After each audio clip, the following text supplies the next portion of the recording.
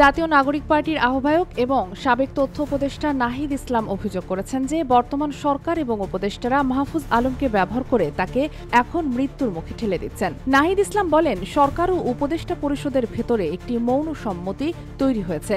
মাহফুজ আলমকে অপদস্থ করা হবে এবং শেষ পর্যন্ত তাকে হত্যার দিকে ঠেলে দেওয়া হবে।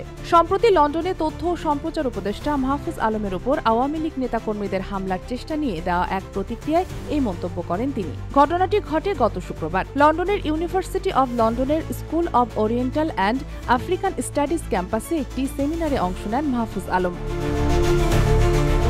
স্থানীয় সময় সন্ধ্যা ৭টার দিকে হাইকমিশনের গাড়ি যখন সোয়াস ক্যাম্পাসের পেছনের রাস্তা দিয়ে বের হয়, তখন সেখানে উপস্থিত আওয়ামী লীগের নেতাকর্মীরা গাড়ির দিকে ডিম নিক্ষেপ করেন। শনিবার নিজের ভেরিফাইড ফেসবুক অ্যাকাউন্টে দেওয়া এক স্ট্যাটাসে নাহিদ ইসলাম লিখেন, গণঅভ্যুত্থানের অন্যতম কেন্দ্রীয় চরিত্র এবং অন্তর্বর্তী সরকারের উপদেষ্টা মাহফুজ আলমের উপর লন্ডনে হামলার চেষ্টা হয়েছে। এর আগে যুক্তরাষ্ট্রে তাকে হামলা ও অপদস্থ করার চেষ্টা করা হয়েছিল। বারবার একই ধরনের হামলা হচ্ছে, কারণ মাহফুজ আলমই আসল টার্গেট। পরবর্তী ধাপে আমরা প্রত্যেকেই সেই টার্গেট পরিণত হব। আমরা জানি আমাদের জন্য কি অপেক্ষা করছে। গোপালগঞ্জে ফ্যাসিস্টদের নৃশংসতা আমরা দেখেছি। তিনি আরো লিখেন, মাহফুজ আলমের উপর হামলার মৌন সম্মতি যারা তৈরি করেছে তারাও রক্ষা পাবে না, কারণ ফ্যাসিবাদ সবসময় বিভাজনের রাজনীতি করে। মাহফুজ আলম গণঅভ্যুত্থানের পর অন্তর্ভুক্তি, দায়বদ্ধতা এবং দরদের রাজনীতির কথা বলেছেন, কিন্তু বাংলাদেশ সেই পথে হাঁটেনি। তার মতে এখন দেখা যাচ্ছে ফ্যাসিবাদ বিরোধিতার নামে বিভিন্ন গ্রুপ প্রতিক্রিয়াশীল এবং প্রতিশোধের রাজনীতি শুরু করেছে, যা শেষ পর্যন্ত ফ্যাসিবাদকে আবার ফিরিয়ে আনবে।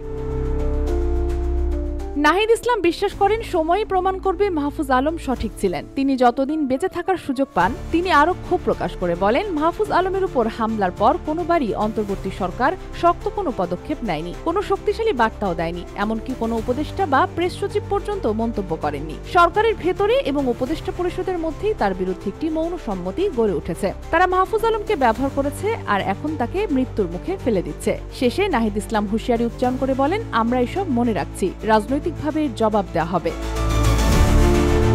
Sheikh Masuma, Daily Hour, Bangladesh.